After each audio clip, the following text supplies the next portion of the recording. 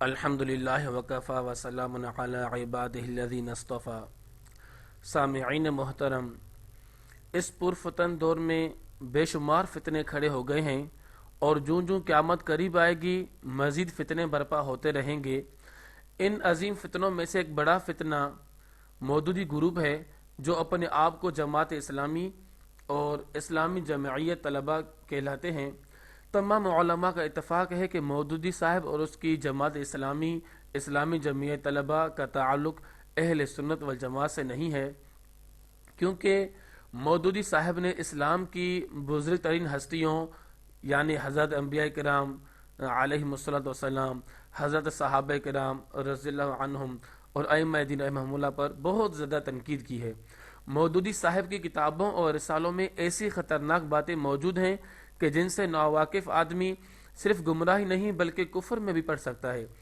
انہوں نے اپنی تفسیر تفہیم القرآن میں انبیاء کرام کے بارے میں نازیبہ الفاظ اور باطل نظریات پیش کیے ہیں، اور انہوں نے اپنی بدنام زمانہ کتاب خلافت و ملوکیت میں صحابہ کرام کے خلاف جتنا کچھ لکھا ہے، حقیقت یہ ہے کہ سلجھے ہوئے شیعہ اس سے زیادہ نہیں کہتے۔ اتنے سالوں میں پاکستان میں شیعہ کی پوری جماعت صحابہ کرام سے اعتماد نہ اٹھا سکی جو تنہا مودودی صاحب نے اپنی کتاب خلافت و ملوکیت کے ذریعہ سے اٹھا ڈالا۔ تمام اہل باطل ہمیشہ مسلم عوام کو علماء سے نفرت لانے کی کوشش کرتے ہیں، کیونکہ جب علماء سے نفرت ہو جائے گی تو پھر اس کو شیطان جہاں چاہے گا وہاں پھیر دے گا۔ اہل باطل نے جعلی مولوی کھڑے کیے تاکہ اصل مولویوں سے عوام دور ہو جائیں۔ ایسے ہی مودودی صاحب کو بھی جعلی مولوی کے طور پر کھڑا کیا گیا جو کہ نیم ملا خطر ایمان کا مصداق تھے۔ ماہر فن جس کو اس فن کی سند دیں تو اس کو اس فن کا ماہر مانا جاتا ہے، جس کو میڈیکل کالج کے ڈاکٹر سند دیں گے تو اس کو ڈاکٹر مانا جائے گا، جس کو عام لوگ ڈاکٹر کہیں گے اس کو ڈاکٹر نہ مانا جائے گا۔ ایسے ہی جس کو علماء کرام عالم ہونے کی سند دیں گے تو اس کو ہم مولانا مانیں گے۔ مودودی صاحب کو جاہلوں نے تو عالم مانا ہے لیکن علماء نے عالم نہیں مانا، کیونکہ مودودی صاحب نے علوم حاصل ہی نہ کیے۔ مودودی صاحب جمعیت علماء ہند کے دفتر میں منشی تھے۔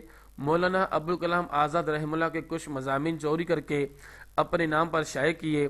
مولانا ابوالکلام آزاد کو اللہ پاک نے فصاحت و بلاغت دی تھی۔ مولانا آزاد رحمہ اللہ کے مضامین پڑھ پڑھ کر مضمون نویسی کا طریقہ سیکھ گئے۔ مودودی صاحب اس مضمون نویسی کے زور پر تو مولانا بن گئے، حقیقت کے اندر مودودی صاحب نے علم نہ پڑھا تھا۔ تفسیر لکھنے والے کے لیے بھی 15 علوم میں ماہر ہونا ضروری ہے، لیکن مودودی صاحب ان علوم سے ناواقف تھے۔ مولانا غلام غوث ہزاروی رحمہ اللہ اپنی تقریروں میں مودودی صاحب کو چیلنج دیا کرتے تھے کہ میں مودودی صاحب کو تفسیر بیضاوی کی 3 سطریں دیتا ہوں، اگر صحیح عبارت پڑھ سکے تو میں مودودی صاحب کو مولوی مان لوں گا، اگر نہ پڑھ سکے اور قطعاً نہ پڑھ سکے گا تو پھر مودودی کو مولانا کہنا مولویت کی توہین ہے۔ مودودی صاحب نے ساری زندگی مولانا ہزاروی رحمہ اللہ کے اس چیلنج کو قبول نہ کیا۔ مودودی صاحب کی کتابوں سے ثابت ہوتا ہے کہ مودودی صاحب کا دعویٰ ہے کہ پورے اسلام کو کسی نے بھی نہیں سمجھا، نہ موجودہ وقت میں کوئی سمجھتا ہے، نہ اب سے چند صدی پیشتر کسی نے سمجھا۔ محدثین، فقہاء، صوفیاء، مفسرین، تابعین، حتیٰ کہ صحابہ کرام میں بھی کوئی الیاس باللہ ایسا نہیں جس نے اسلام کو سمجھا ہو۔ جماعت اسلامی اور اسلامی جمع طلباء کے کارکن نوجوانوں کو اپنی جماعت میں شرکت کی دعوت دے کر گویا کہ مودودی صاحب کے غلط عقائد کو اپنانے کی دعوت دے رہے ہیں۔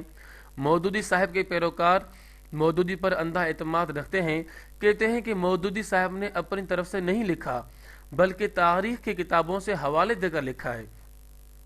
حالانکہ مودودی صاحب نے جن کتابوں کے حوالے دیے ہیں وہاں وہ عبارتیں بعض جگہ موجود نہیں ہیں۔ بعض جگہ مودودی صاحب نے عبارت نقل کرنے میں بالکل خیانت کی ہوئی ہوتی ہے، الفاظ تبدیل کر دیتے ہیں، اور بسا اوقات وہ بات تاریخ کی کتاب میں اس طرح ہی ہوتی ہے لیکن اس بات کا رد بھی مستند تاریخ کی کتاب میں ہوتا ہے، لیکن مودودی صاحب اس بات ہی کو لیتے ہیں جس سے صحابہ کرام پر تنقید ہو سکے۔ نام نہاد جماعت اسلامی کی یہ بھی عادت ہے کہ وہ مودودی صاحب کی کتاب کے نئے ایڈیشن میں سے کسی بات کو حذف بھی کر دیتے ہیں، مگر اس کا کوئی اعلان نہیں کرتے، پھر لوگوں کو نئے ایڈیشن دکھا کر کہتے ہیں دیکھو ایسی بات اس کتاب کے اس صفحہ پر نہیں ہے۔ اللہ پاک سے دعا ہے کہ اللہ پاک تمام مسلمانوں کو، تمام اہل اسلام کو مودودی صاحب کی فتنے سے بچنے کی توفیق عطا فرمائے۔ وآخر دعوانا ان الحمد للہ رب العالمین۔